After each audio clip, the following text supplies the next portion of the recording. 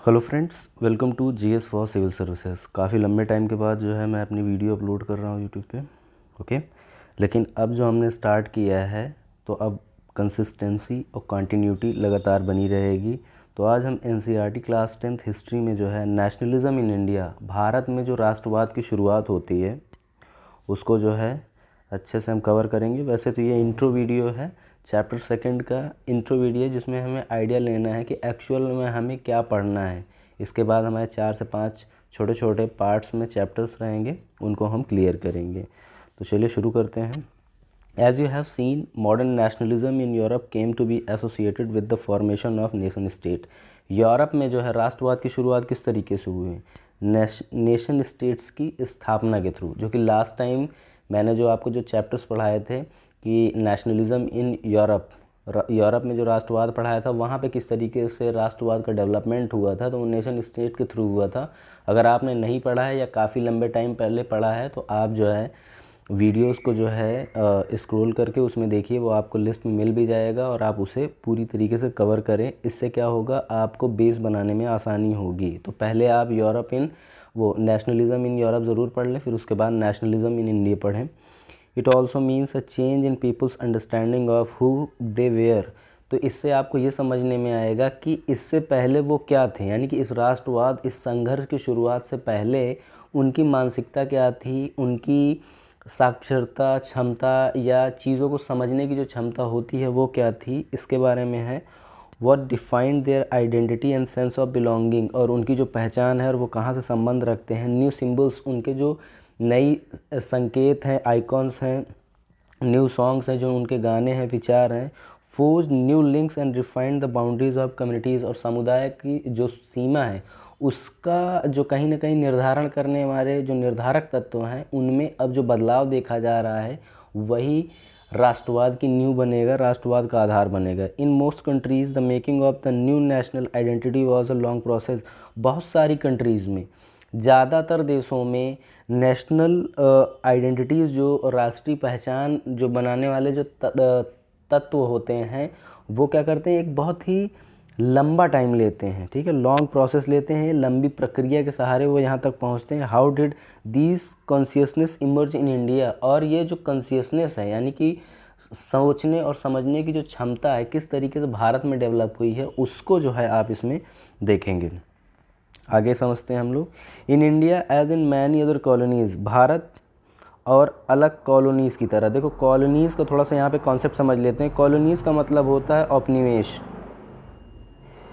जब कोई एक मजबूत या इम्पेरियलिस्ट कंट्री जो है किसी दूसरे कंट्री पे इसलिए कब्जा कर लेता है ताकि वो उसके जो रिसोर्सेज हैं, जो संसाधन हैं, उनका इस्तेमाल अपने विकास के लिए, अपने इंडस्ट्रियल डेवलपमेंट के लिए इस्तेमाल कर सके, तो उससे क्या कहा जाएगा, उसे कॉलोनी कंट्री कहा जाएगा, जो उस देश की गुलाम होगी। जैसे भारत ब्रिटेन का गुलाम रहा, तो भारत ब्रिटेन की कॉलोनी रही है। ओके, ब्रिटेन क्या था, एक इम्पेरियलिस्ट कंट्री रहा है, एक कॉलोनियलिस्ट रहा है। तो ये आई होप कि आपको समझ में आएगा कॉलोनीज़ का क्या कॉन्सेप्ट रहा है। तो growth of modern nationalism is intimately connected to the anti colonial movement. तो जो ये राष्ट्रवाद जो है उभरने के पीछे रीज़न क्या रहा है, एंटी कॉलोनियल मूवमेंट, यानी कि उपनिवेशवाद के खिलाफ जो आंदोलन चला, जिसे एंटी कॉलोनियल मूवमेंट के नाम से जाना जाता है, वो कहीं ना कहीं भारत का जो आधुनिक राष्ट्रवाद है उससे जुड़ा हुआ है। People begin discovering there unity in the process of their struggle with colonialism. लोगों ने धीमे धीमे ये समझने का प्रयास किया कि हमारी एकता के ही माध्यम से ब्रिटेन या जो अंग्रेज़ हैं वो यहाँ से छूटेंगे, और ये राष्ट्रवाद का सबसे पहला और प्राइम फैक्टर माना जाता है राष्ट्रवाद की नींव बनाने में। The sense of being oppressed under colonialism. सबसे पहले लोगों ने यह समझने का प्रयास किया कि अंग्रेज़ जो हैं हमारे ऊपर शासन इसलिए नहीं कर रहे हैं ताकि वो हमें बेहतर बना सके, सभ्य बना सकें। वो हमें इसलिए वो हमारे ऊपर शासन इसलिए कर रहे हैं ताकि वो हमारा शोषण कर सकें। Effect of colonialism differently, their experience were varied and their notions of freedom were not always the same. और जो ये स्वतंत्रता का जो नोशन है वो हमेशा सेम टू सेम नहीं रहा। The Congress under Mahatma Gandhi tried to force these groups together within one movement. Congress और गांधी ने मिल के जो है लोगों को कहीं ना कहीं एक छत्र के नीचे लाने का प्रयास किया ताकि वो अंग्रेज़ों के खिलाफ संघर्ष कर सकें और स्वाधीनता की प्राप्ति कर सकें। But the unity did not emerge without conflict. लेकिन यहाँ पर एक चीज़ याद रखिएगा कि जो एकता है वो बगैर संघर्ष किए, बगैर कॉन्फ्लिक्ट के वो नहीं बना। इन अर्लियर टेक्स्ट बुक, तो ये इंट्रो ही है, तो आपको इसमें एक चीज़ समझनी पड़ेगी कि इन अर्लियर टेक्स्ट बुक जो हमने पहली किताबें पढ़ी थी, you have read about the growth of nationalism in India up to the first decade of 20th century. तो जो 20वीं शताब्दी के शुरुआत के जो दशक थे उसमें ये चीज़ें देखने को बहुत तेज़ी से मिली, क्योंकि 1905 में क्या होता है, बंगाल विभाजन होता है, ठीक है, बंगाल का विभाजन होता है। फिर 1909 का मॉर्लेमेंटो रिफॉर्म्स आता है। फिर 1916 का गांधी जी की एंट्री होती है, लखनऊ पैक्ट होता है। 1919 में मॉन्टेग्यू चेम्सफोर्ड रिफॉर्म होता है। फिर 1920 में खिलाफत आंदोलन होती है। 1921 में असहयोग आंदोलन, जिसे नॉन कॉपरेशन मूवमेंट कहा जाता है। फिर उसके बाद जो है स्वराजिस्ट मूवमेंट होता है, साइमन कमीशन आएगा।